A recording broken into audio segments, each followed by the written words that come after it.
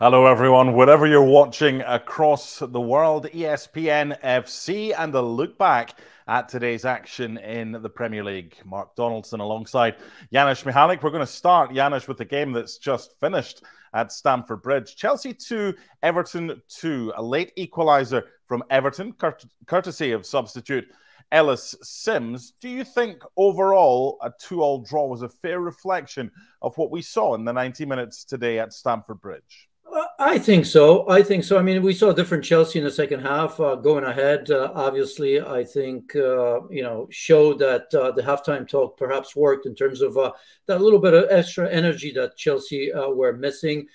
I don't think we expected a lot more from Sean Dyche and his team, although they had their looks and certainly with the chances they got, they took advantage of that. So again, Chelsea not taking advantage of the last three games, which they've won. Mark, I think we could say ahead of this game that there was a light at the end of the tunnel, just a little bit. Maybe Graham Potter buying himself a little bit of time without being constantly criticized. But again, the result at home against Everton, the position that they're in, certainly has to be disappointing, especially in the manner in which it happened, because they did go ahead again 2-1, and they're very, very late. They conceded a very poor goal. Yeah, we'll talk in depth about the game, about Chelsea and about Everton, as well as looking at Spurs against another team that need the points and got one against Southampton. We'll have a look at Antonio Conte's comments afterwards. Goodness me, some things that he said. We will bring them to you. You just wonder, is he trying to find a way out of that football club? But he was honest, and we'll take a look at the relegation scrap, which Everton find themselves in. We'll get to them in just a second, Janusz, but I want to start with Chelsea. And I'm going to give you a kind of boxing phrase, the famous one. It's, I mean, float like a butterfly, sting like a bee. And for Chelsea, they were good to watch. They play some nice stuff. They float like a butterfly, but they don't have that ability to sting like a bee or deliver a knockout punch. You saw flicks and tricks from Joao Felix. We've seen them with Atletico Madrid. They scored a nice goal, his first one at Stamford Bridge, his second in the Premier League, Joao Felix. But they still seem like at times they look nervy at the back. What has Graham Potter done recently that has helped them on this good run coming into this game? But what problems does he still have to fix? Because at times they can look very fragile.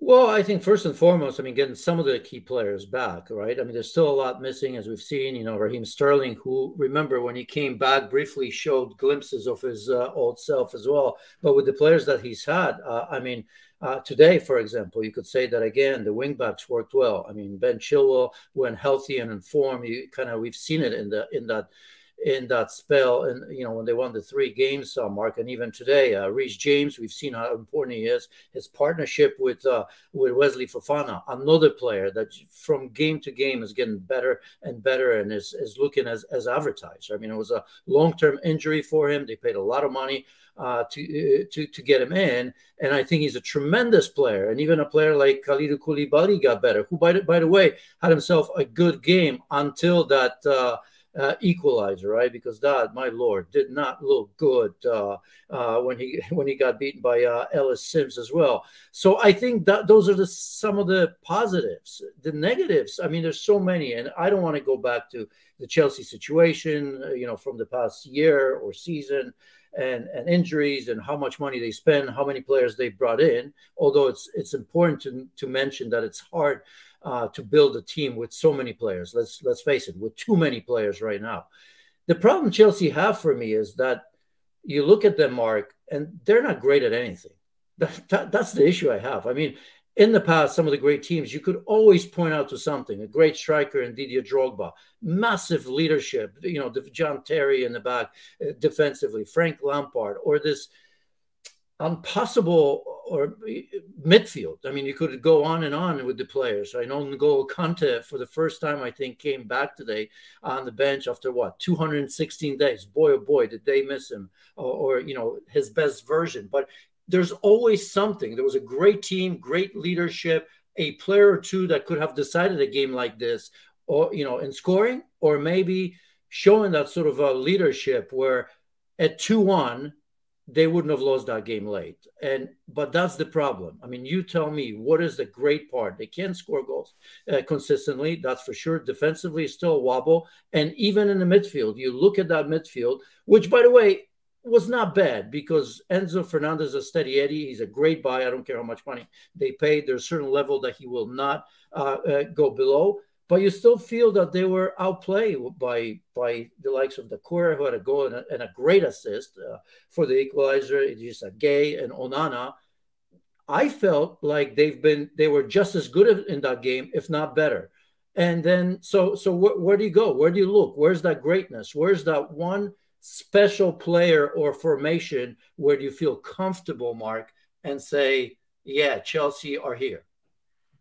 Middle to front, Janusz. There's a lot of really good technical players. Now, they haven't really scored that as many goals as they would have liked. But where's the goal scorer? You've just spoken about the goal scorers they've had in the past. They just seem to me to be slight. And nice football at times, lots of the ball, lots of possession, nice flicks and tricks. But that doesn't win you games. And you can't defend like they defended for Everton's first goal. That's one of Everton's strengths. And they don't have many strengths this season, Everton. But one of them is from set plays. And they were able to capitalise. And then the late goal, which is understandable because they're pushing everything forward. But defending has to start at the front. And when you don't have that physicality in attack, when you don't have that player who's going to hassle and harry around the centre-backs or the full-backs, there doesn't seem to me to be enough protection at the back for Chelsea from those in front of them. Is that a fair shout? Yes, and you know, that's not going to change. I think we're going to see from Chelsea moments like we did, where they've had 3 wins on the trot. I mean, obviously it's a draw, even though disappointing. But you know, you're changing teams, you're changing players, you're constantly making rotations. I think you obviously know that you've got to give confidence to some players. You have such a massive squad that even the injuries, as I've mentioned, there's so many of them and significant ones.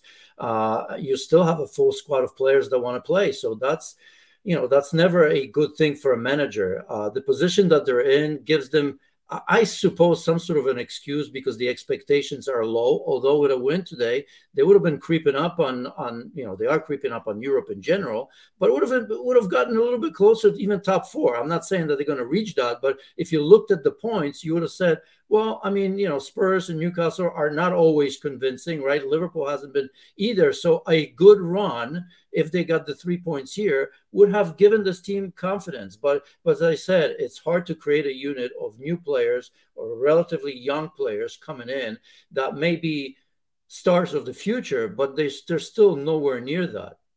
How different would our conversation that we're having right now have been if they didn't concede the goal to Ellis Simms near the end? Would we still be speaking about the issues that they have, or would they just have been glossed over? Is this something that now identifies the issue because they conceded that late goal? Because we've gone from Chelsea 2-1, should get all 3 points, to suddenly conceding late, and now the issues rear their ugly head again. Yeah, I mean, look, I mean, winning, you know, trumps everything, right? So, but I think our conversation would have been similar, because even if they had won today, this wasn't an impressive performance in the first half as well. I mean, they didn't create any significant chances with it. Maybe the Kovacic volley there was kind of close. Probably should have hit the target, and if he did, who knows? That might have powered itself in.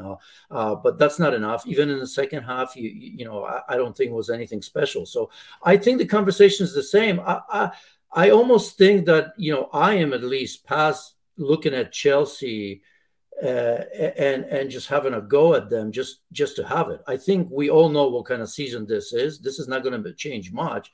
I'm looking more towards a momentum build up to that Real Madrid game. And Real Madrid, of course, will be overwhelming favorites as well. But had they won that game, that would have been 4 straight. They have a couple more games at home. I think that, you know, that they're on a 3-game homestand, I think. Oh, they've got Liverpool. Yep, Liverpool Yeah, coming up at home. Villa coming up at home as well. So I think a win would have gone a long way, because then you're talking 4-0 competitions, and maybe leading up to that game against Real Madrid, that gives you a different topic, different conversation from now. But no, Mark. I mean, you got to write out the season. Make the best out of it. I think show progress, as I've always said. I think Graham Potter's got to continue to build confidence in this team, at least for fans to see that something is getting better from game to game to game.